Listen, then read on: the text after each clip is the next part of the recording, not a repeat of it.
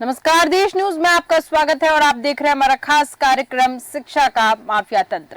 तो आज हम बात करेंगे मंडला की। दरअसल जिला मुख्यालय मंडला के पश्चिम की ओर 16 किलोमीटर इंटीरियर में बसे वनग्राम भुजभुजिया में प्राथमिक शाला परिसर की हालत से रूबरू होकर यहाँ पर आपको देखने को मिलेगी कि प्राथमिक शाला जो है उसकी हालत जर्जर होती दिखाई दे रही है।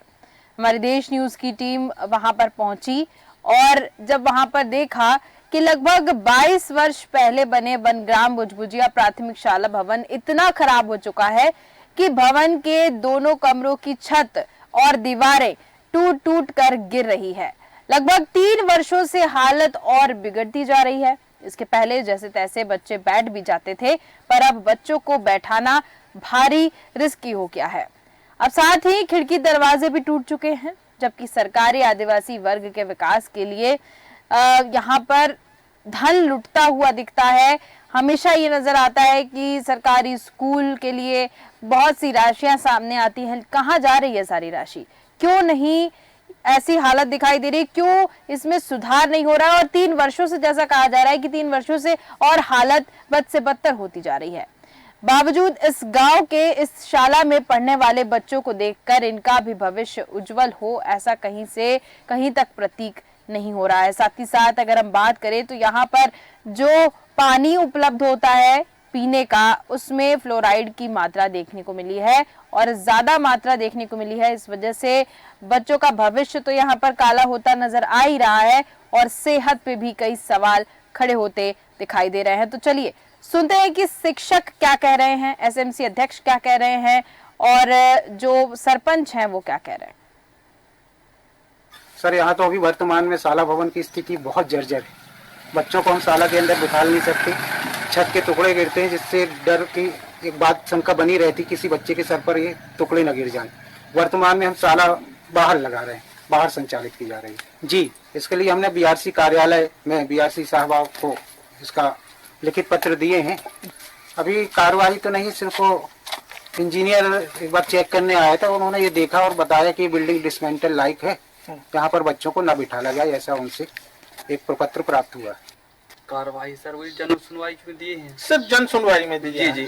और अच्छा। 181 में भी लगाए थे हेल्पलाइन, तो पंचायत में आ गया रिटर्न, तो कह रहे थे यार इसको ले लो यार, जन सुनवाई में दे दो, तो जन सुनवाई में दिए थे। पानी के लिए सर कम से कम 1 साल से तो ऐसे ही पड़ी है, बस चालू करने के लिए 3-4 दिन चालू कर दिए जी, सिर्फ कागजों में चालू हुआ है। अच्छा। तो अभी भी बंद ही पड़ी है, पूरा गर्मी निकल गया और दूसरा गर्मी आ गया अभी इसमें। सर बच्चे तो बिल्कुल शासन भी कहती है कि अंदर ना बैठा लें, देखेंगे सर अभी अब पेड़ के नीचे कहीं व्यवस्था बनेगी तो कष्ट। तो वही हम बात कर रहे हैं आज मंडला की और ये जर्जर हालत अपनी टीवी स्क्रीन पर देख सकते हैं। हम ज्यादा जानकारी लेंगे और इस पर चर्चा करेंगे। हमारे साथ जयप्रकाश सोनी जी जुड़ चुके हैं जो कि जिला ब्यूरो हैं मंडला से। जयप्रकाश जी, क्या पूरा मामला है, विस्तार से बताइएगा। आखिर ये जो हम देख रहे हैं भवन, इसका सही तरीके से इसकी मेंटेनेंस क्यों नहीं हो पा रही है? क्यों इतनी हालत जर्जर बनी हुई है? साथ ही साथ पानी में फ्लोराइड की मात्रा बढ़ी है, इस पर कोई एक्शन हुआ है कि नहीं? जी स्नेहा जी, हमने वहां जाकर जब दौरा किया तो वहां पे स्कूल का लेंटर जो है काफी क्षतिग्रस्त है और क्षतिग्रस्त होने के साथ साथ खिड़की दरवाजे सब इतने क्षतिग्रस्त हो चुके हैं कि कब घटना घट जाए, कब क्या हो जाए, बच्चों के सर पे हाथ पे कुछ भी घटना का अंदेशा हो सकता है। जब टीचर से हमने पूछा तो टीचर ने भी वही बात कही जो हमने देखा।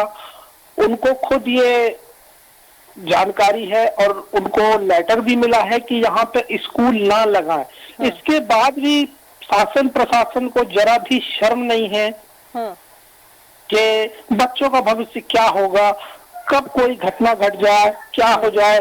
तो ये स्थिति जब हमने देखी वहां पे तो काफी वो लगा कि बच्चों का भविष्य क्या होगा। बिल्कुल, बच्चों के भविष्य पर यहाँ पर सवाल तो खड़े हो रहे हैं। लेकिन जब एक और इसमें खबर सामने निकल के आई कि पानी में फ्लोराइड की जो मात्रा है वो बढ़ती दिखी, पानी में फ्लोराइड पाया गया, उससे बच्चों की सेहत पर भी कई सवाल खड़े हो रहे हैं। जी मैडम जी, जी मैंने वहाँ पे देखा, वहाँ पे जो 6-7 बच्चे थे, टीचर ने बताया कि ये बच्चों के दांत खराब हो रहे हैं। आप देख पाएंगे वीडियो में जी। कि 6-7 बच्चे हैं जिनके दांतों में काफी निशान हैं और मानसिकता रूप से और शारीरिक रूप से उनकी बुद्धि कम हो रही है। जी। मतलब अपना जीवन तो वो खतरे में डाल ही रहे हैं, अपना भविष्य भी खतरे में डाल रही है। बिल्कुल बिल्कुल। यहाँ पर मैं आपसे जानना चाहूंगी कि जिस गांव में ये स्कूल है, क्या वहाँ के जो प्रधान हैं उनको ये जर्जर हालत नहीं दिख रही है? क्या वहाँ के प्रधान को ये फ्लोराइड की मात्रा पानी में नहीं दिख रही है? जी, मैंने सरपंच महोदय से बात की थी, तो सरपंच महोदय वहाँ पे मिले नहीं, उप सरपंच महोदय मिले थे वहाँ पे, यादव जी। तो उन्होंने भी इस चीज को एक्सेप्ट किया कि बोले हाँ क्लोराइड पानी है वहाँ पे, लेकिन बाकी वहाँ का जो पैसा है किस विभाग में आता है, क्या है, इसके लिए मुझे कुछ जानकारी नहीं है। ठीक है, यानी कि उनको जानकारी ही नहीं है किसी भी चीज की। वो उप सरपंच सिर्फ नाम के हैं, उनको किसी भी चीज की जानकारी नहीं रहती है। मैं आपसे जानना चाहूंगी, इस जो स्कूल की हम बात कर रहे हैं, यहाँ पे जो शिक्षक हैं उनके द्वारा कंप्लेन की गई है कुछ? जी हाँ, उन्होंने कलेक्टर महोदय को भी दिया है और डीआरओ को भी दिया है और बीएमएम मैडम को भी दिया है उन्होंने।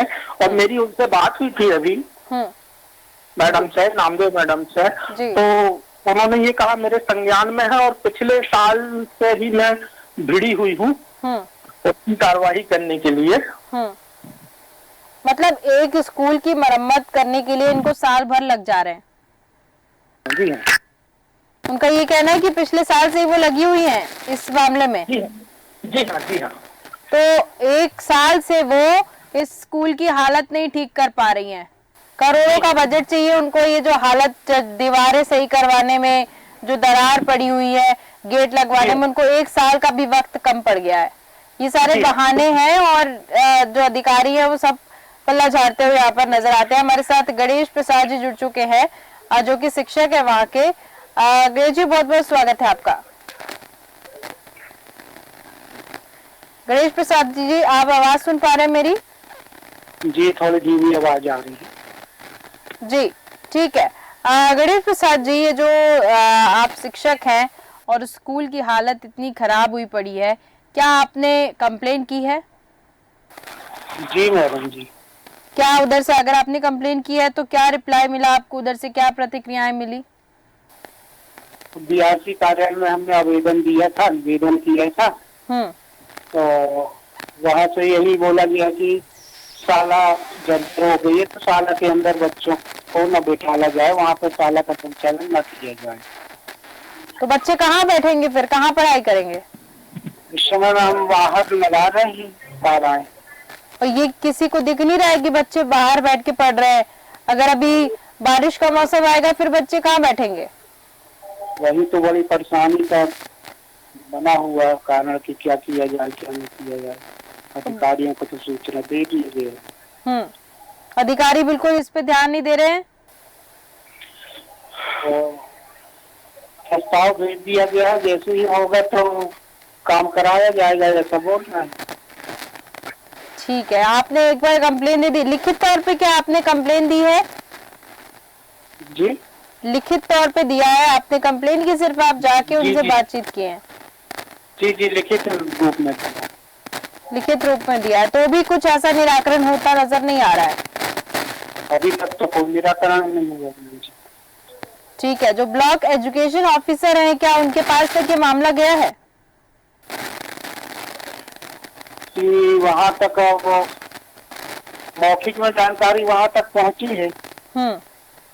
यानी कि उनके संज्ञान में है ना कि यहाँ पर बच्चों की क्लासेस जो है वो बाहर लगाई जा रही है, कमरों की हालत जर्जर पड़ी हुई है, दीवार कभी भी गिर सकती है, ये सब मौखिक तौर पर भी उनको जानकारी तो है ना?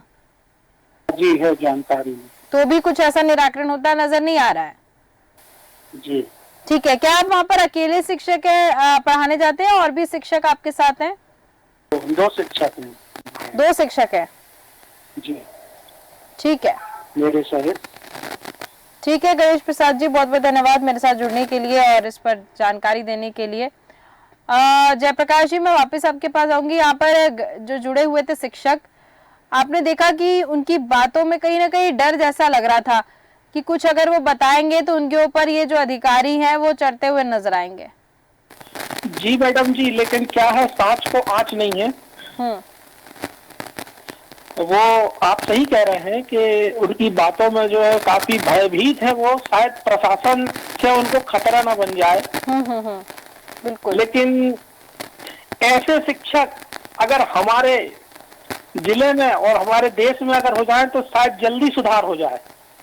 बिल्कुल आप सही कह रहे हैं, लेकिन जब इन्होंने कहा कि इन्होंने लिखित कंप्लेन दी है और मौखिक तौर पर अगर हम कंप्लेन की बात करें तो कंप्लेन जा चुकी है ब्लॉक एजुकेशन ऑफिसर तक, और अगर वहां तक मौखिक तौर पर वहां के अधिकारियों को पता है कि बच्चे बाहर बैठ के पढ़ रहे हैं, दीवारें कभी भी गिर सकती है, बच्चों की जान को खतरा है, और जब ये सारी चीजें पता है उसके बाद भी अधिकारी कुछ एक्शन लेते नजर नहीं आ रहे हैं, तो यहाँ पर एक बड़ा सवाल खड़ा होता नजर आ रहा है।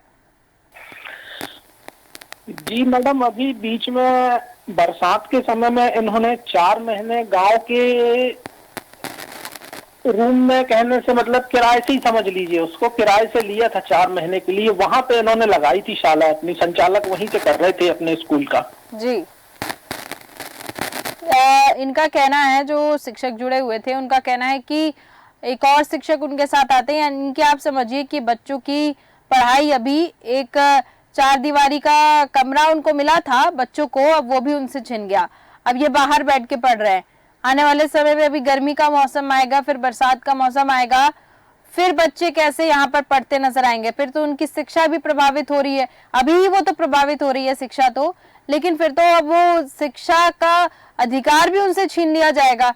फिर वो कहेंगे कि बरसात हो रही है, पढ़ाई कैसे होगी, गर्मी पड़ रही है, पढ़ाई कैसे होगी। ऐसे तमाम इसमें एक मैं कह सकती हूँ एक मेंटेनेंस ना होने की वजह से कितनी बड़ी परेशानियों का सामना करना पड़ रहा है बच्चों को, पढ़ाई नहीं कर पा रहे बच्चे। जी मैडम जी। सरपंच से क्या आपने बात करने की कोशिश की है? जी मैडम जी, सरपंच से बात हुई थी मेरी। सरपंच का कहना है कि मुझे इस चीज में जानकारी बिल्कुल नहीं है, और उन्होंने मौखिक तौर पे है जानकारी, लेकिन अब मैं क्या करूं, बोलो ऊपर से पैसा ही नहीं आ रहा है। सब पैसा आ रहा है, ये अपनी जेब में डाल रहे हैं, ये सब फालतू के बहाने हैं उनके कि पैसा नहीं आ रहा है।